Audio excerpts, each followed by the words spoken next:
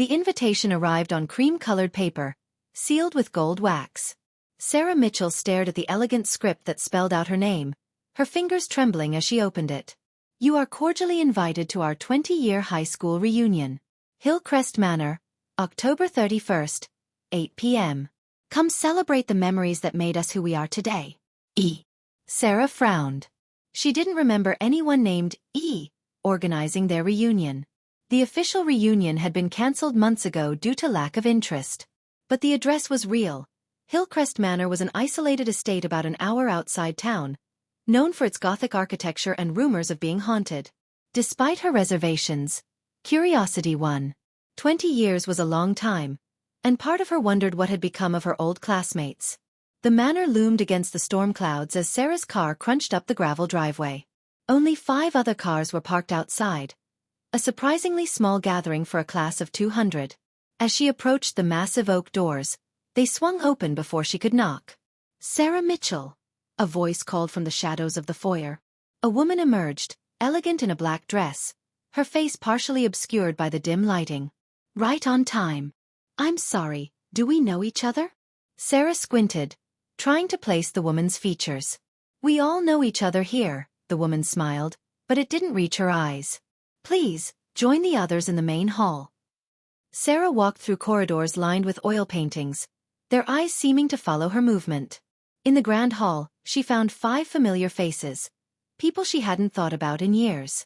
There was Marcus Webb, the former quarterback who'd peaked in high school. Jessica Palmer, the head cheerleader who'd married money and divorced it twice. David Chen, the class president who now ran his father's business. Rebecca Torres, the drama queen who'd moved to LA to become an actress but ended up selling insurance. And Tyler Brooks, the class clown who'd never quite learned when to stop laughing at others' expense. Well, well, Marcus grinned, raising a glass of champagne. Look who decided to show up. Sarah Mitchell, still trying to save the world. Sarah had become a social worker after college, dedicating her life to helping troubled teens. The irony wasn't lost on her. More than you ever did, she replied coolly. Their mysterious hostess appeared again, moving through the room with practiced grace. Now that we're all here, let's begin with a toast. To Emma Hartley. The room fell silent. Sarah's blood ran cold at the mention of that name. Emma Hartley. The quiet girl with frizzy red hair and hand-me-down clothes. The girl they'd all tormented in various ways during their senior year. The girl who'd thrown herself from the Riverside Bridge 3 weeks before graduation. To Emma, the hostess continued, her voice growing stronger. Who taught us all that actions have consequences. Some consequences just take 20 years to collect. As if on cue, the lights dimmed and candles flickered to life around the room. The hostess set down her champagne glass with a soft clink that seemed to echo in the sudden silence. You all remember Emma, don't you? She said, circling them slowly. Sweet, awkward Emma who just wanted to belong. Emma who asked Marcus to the spring formal and was laughed at in front of the entire cafeteria. Emma whose diary Jessica found and read aloud during study hall, sharing her most private thoughts with everyone. Jessica's face had gone pale. That was just... We were kids. It was just a joke. A joke that drove her to switch schools for her final semester, the hostess continued. But that wasn't enough for some of you. Was it, David? You made sure to spread those stories to her new school too. Couldn't let her have a fresh start. David loosened his tie nervously. Look, I don't know who you think you are, but... I'm someone who remembers everything, the hostess cut him off. Rebecca, do you remember the video you made? The one where you and your friends reenacted Emma's diary entries for your drama class? Posted it online before YouTube even existed. One of the first viral humiliation videos. Rebecca was shaking now. We took it down. We deleted it. The internet never forgets.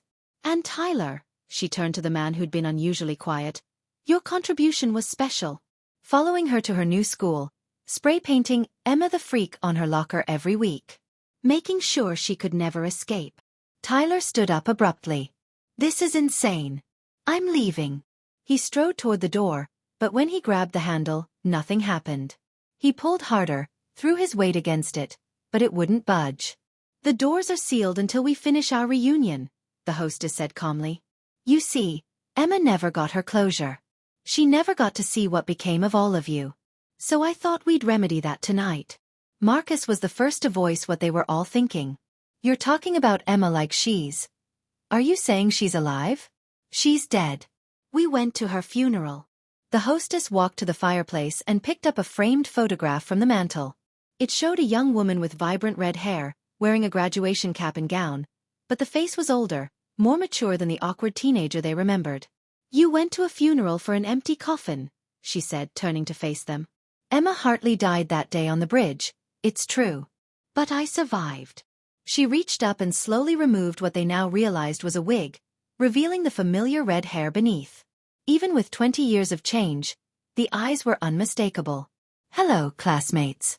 Miss me? The room erupted in chaos. Rebecca screamed. David backed against the wall. Sarah's mind reeled as she tried to process what she was seeing. That's impossible, Jessica whispered. The body. There was a body. Emma smiled coldly. A homeless woman who'd overdosed by the river. Same height, same build. By the time she was found 3 days later, identification was difficult. My parents were so consumed with grief they never questioned it. They buried a stranger and mourned a daughter who was already planning her new life. 20 years, Emma continued, pacing before them like a predator. 20 years of watching you all from the shadows. Learning about your lives, your families, your fears. Do you know what it's like to be dead to the world? To have no identity, no past, no future? You gave me that gift. She gestured to the walls, and Sarah noticed for the first time that they were covered with photographs, newspaper clippings, documents. Pictures of all their weddings, their children, their homes. Marcus's drunk driving arrest. Jessica's custody battle. David's embezzlement charges that were quietly dropped. Rebecca's bankruptcy. Tyler's gambling addiction. I know everything about you, Emma said. Your weaknesses, your secrets, your breaking points. And tonight, you're going to experience what I felt every single day of my senior year. Helplessness. Humiliation. Despair. A scream from the hallway made them all freeze. It was high-pitched, terrified, and definitely human. What was that? Sarah demanded. Emma checked her watch casually. That would be phase 1. Tyler, you're first. Before anyone could react, Tyler was gone. One moment he was standing by the window. The next moment the lights flickered and he simply wasn't there anymore. What did you do to him? Marcus stepped forward, but Emma raised a small device. Some kind of remote. The same thing you did to me. Made him feel small. Powerless. Alone. She pressed a button, and Tyler's voice echoed through hidden speakers. Please, I'm sorry. I was just a kid. I didn't know. Please don't. Oh God, no. The voice cut off abruptly, leaving them in horrified silence. Tyler always was loud, Emma mused. Even his apologies lack sincerity. You're insane, David said, but his voice cracked. You can't just kill people because of high school bullying. Emma's expression hardened. Bullying. She laughed, but there was no humor in it. You think what you did to me was just bullying? You systematically destroyed my self-worth, my relationships, my future. You made me believe I was worthless, that the world would be better without me in it. And when I finally broke, when I couldn't take any more, you didn't even have the decency to feel guilty. She walked to a cabinet and pulled out a thick scrapbook, dropping it on the coffee table. It fell open to reveal page after page of printed emails, social media posts, yearbook messages. Marcus posted on Facebook 3 weeks after my death. At least now the freak won't be bothering anyone at graduation. Jessica liked the post. David shared it. Rebecca commented with a laughing emoji. Sarah looked at the evidence and felt sick. She remembered that post. Remembered thinking it was cruel but not saying anything. Not standing up. Not being better than the rest of them. And you, Sarah, Emma turned to her. You were supposed to be the good one. The moral one. You knew what was happening, and you did nothing. Your silence was the cruelest cut of all. A new sound echoed through the house. Sobbing, pleading, the sound of someone in psychological torment. That's Marcus, Emma explained. He's currently reliving his greatest fear. Did you know he's claustrophobic? Stems from being locked in a closet by his abusive father. I've created a very special closet for him. One that gets smaller every few minutes. He has about an hour before it crushes him completely. Rebecca grabbed Jessica's arm. We have to get out of here. There has to be another way. But even as she spoke, they could hear Marcus's cries growing more desperate, more panicked. I'll make you a deal, Emma said, settling into an armchair like she was hosting a dinner party instead of orchestrating a massacre. I'll let one of you go. One person gets to walk out of here tonight and return to their perfect little life. But you have to choose who dies in their place. That's sick, Jessica said. Is it? It's exactly what you did to me. You chose your social status over my well-being. You chose your entertainment over my sanity. You chose your silence over my survival. Now choose again. She pressed another button on her remote, and screens descended from the ceiling, showing live feeds from throughout the house. Marcus was indeed trapped in a rapidly shrinking metal box, his face pressed against the walls, hyperventilating. In another room, Tyler hung suspended over a pit, slowly being lowered toward something sharp and gleaming. They're still alive, Emma said conversationally. But not for long. Unless you decide their lives are worth more than your own.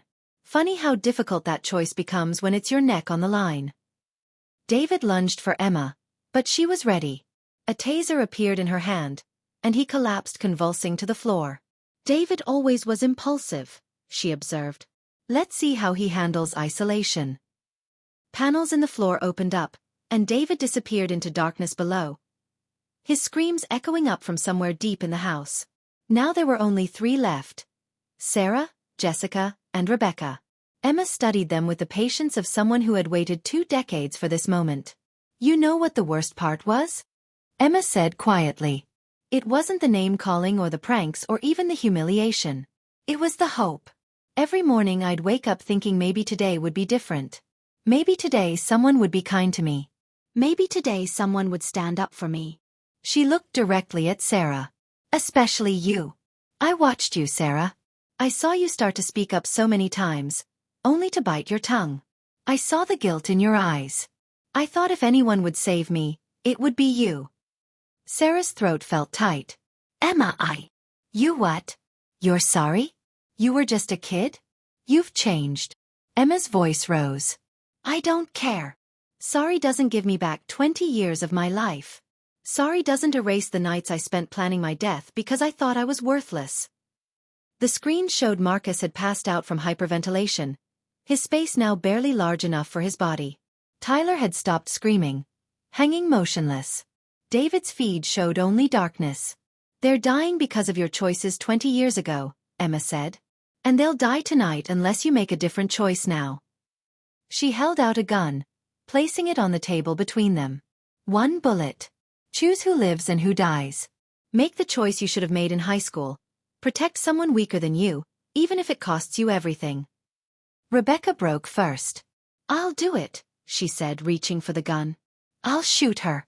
She's insane. We can claim self-defense. But when she pulled the trigger, nothing happened. Emma laughed. Did you really think I'd give you a loaded gun?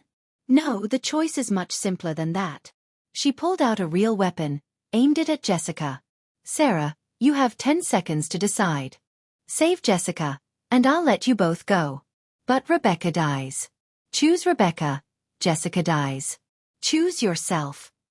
She trailed off. What happens if I choose myself? Sarah asked. Then you get what you always wanted. To be the hero of your own story. You sacrifice yourself to save them both, and you get to feel morally superior right up until the moment you die. Very satisfying, I'm sure. Sarah looked at her former classmates. Jessica, who had been cruel but was now a mother of 3. Rebecca, who had struggled with addiction but was trying to rebuild her life. Both of them flawed, both of them human. There's a 4th option, Sarah said slowly. Emma raised an eyebrow. Oh. I choose everyone. I choose to save Marcus, Tyler, David, Jessica, and Rebecca. And I choose to save you too, Emma. That's not how this works. Isn't it? Sarah stepped closer, ignoring the gun pointed at her chest. You want justice, not revenge. You want acknowledgement, not blood. You want someone to finally stand up for you. Emma's hand wavered slightly. It's too late for that. It's never too late. Emma, what you went through was horrible. It was wrong. It was cruel and senseless, and it never should have happened. I should have stopped it. We all should have. But becoming a killer won't heal that pain. You think I care about healing? Emma's voice cracked. I care about making them pay. They have paid. Look at them. Sarah gestured to Jessica and Rebecca, both cowering in terror. Look at the screens. They're experiencing exactly what you felt. Helplessness, fear, desperation. You've made your point. You've shown them what it feels like to be powerless. Emma's face was wet with tears now, though her expression remained hard. They deserve to die. Maybe they do. But you don't deserve to be a murderer. The Emma I remember, the real Emma, before all this happened, she was kind. She helped tutor kids who were struggling. She volunteered at the animal shelter. She drew beautiful pictures and wrote poetry. That Emma wouldn't want this. That Emma was weak. Emma screamed. That Emma got stepped on and ignored and discarded. That Emma survived, Sarah said firmly. She survived and grew up and built a life, even if it was hidden. She's strong enough to choose a different ending to this story. For a long moment, the only sound was Emma's ragged breathing and the distant echoes from the screens showing the trapped men. Finally, Emma lowered the gun. You're right, she whispered. The old Emma wouldn't want this. She looked up, her eyes hollow. But I don't know how to be her anymore. Then be someone new, Sarah said gently. Someone who survived hell and chose not to become the devil. Emma walked to her control panel with shaking hands and began pressing buttons. The screens showed doors opening, restraints releasing. Marcus gasped as his prison expanded. Tyler was lifted back to safety. David's cell filled with light. They'll live, Emma said quietly. But they'll remember. They'll remember what it feels like to face death because of choices they made when they thought actions didn't have consequences. She set down the gun and looked at Sarah with something almost like respect. You finally stood up for someone. I'm 20 years late. But you did it. Emma walked toward the main door, which opened at her approach. That has to count for something. As the others stumbled out of their various prisons, traumatized but alive, Sarah called after Emma. What will you do now? Emma paused at the threshold. I don't know. For 20 years, revenge was all I lived for. Now. She shrugged. Maybe I'll try living for something else. 6 months later, Sarah received a postcard from Seattle. No return address, but she recognized the handwriting. Started volunteer work at a crisis center for teens. Turns out being dead for 20 years is excellent preparation for helping people who feel invisible. Thank you for reminding me who I used to be. E. Sarah smiled and pinned the postcard to her office bulletin board, next to photos of the kids she worked with. Sometimes the best revenge was proving you were better than the people who tried to destroy you. Sometimes survival was the ultimate victory. And sometimes, if you were very lucky, it was never too late to finally do the right thing.